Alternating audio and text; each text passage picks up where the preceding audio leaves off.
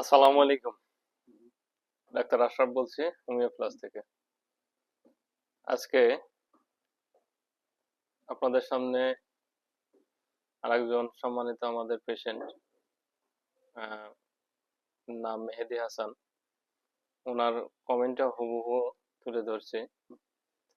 উনি আমাদের কাছে চিকিৎসা নিয়েছিলেন আরো 4 বছর আগে। তো ফিস্টুলার ফিস্টুলার রোগী ছিলেন উনি। তো উনি লিখছেন, মন থেকে ধন্যবাদ জানাচ্ছি হোমিও প্লাসকে। তাদের জাদুকরী চিকিৎসায় মাত্র 2 মাসে জটিল অ্যানাল ফিস্টুলা, 2.5 বছর স্থায়ী চিকিৎসা, মানে ওই রোগটা ছিল তার, 2.5 বছরের ফিস্টুলা রোগ হতে মুক্তি হয়েছে। আমি হোমিও প্লাসের দীর্ঘায়ু কামনা করছি। সেই সাথে অনুরোধ করব, যারা মালদারের বিভিন্ন সমস্যায় আছেন তারা খুব তাড়াতাড়ি হোমিও প্লাসের সাথে যোগাযোগ করেন আর নিঃসন্দেহে তাদের দেওয়া মেডিসিন ও পরামর্শ গ্রহণ করেন। ইনশাল্লাহ আপনিও দুরারোগ্য কঠিন ব্যাধি থেকে মুক্ত হবেন। মেহেদী হাসান ভাই। তো উনি 4 বছর আগে ট্রিটমেন্ট নিয়েছিলেন।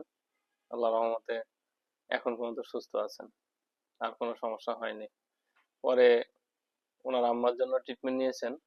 ওনার আম্মার সাধারণত ব্যথার জন্য ট্রিটমেন্ট নিয়েছিলেন। যাই হোক, ওনার আম্মা ভালো আছেন এখন। তো আপনারা চেষ্টা করবেন সবসময় যে ভালো একজন যারা বোঝে তাদের কাছে ট্রিটমেন্ট নেওয়ার। আর সার্জারি ছাড়া রোগটা সম্পূর্ণরূপে আরোগ্য হয়, ফিস্টুলা রোগটা।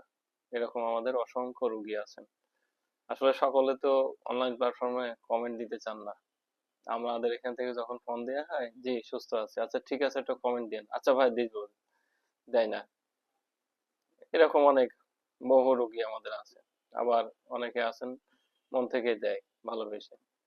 এই মেহেদী ভাই আমাকে পরবর্তীতে এই যে তার নাম্বারও এখানে দিছে, অনেক রোগী তাকে ফোন দেয়, বিরক্ত হয় না উনি। আসলে তার প্রতি আমাদের কৃতজ্ঞতা যে এরকম রোগী বারবার ফোন দিলে, অনেক রোগী দেখা যাচ্ছে যারা সুস্থ হয়েছেন তারা আমাদের কাছেও অনেক নোটিশ করেন। তো উনি উনি কোনো নোটিশ করে না, যত সম্ভব চেষ্টা করে তাদের সাথে কথা বলার জন্য। অনেক রোগী উনিও দিচ্ছেন ওনার রেফারেন্সে। তো চেষ্টা করবেন ভালো একজন হোমিওপ্যাথি যারা বোঝে তাদের কাছে ট্রিটমেন্ট নেওয়ার জন্য। সকলে ভালো থাকবেন। আর এই যে এগুলো থেকে এগুলো থেকে দূরে থাকার চেষ্টা করবেন।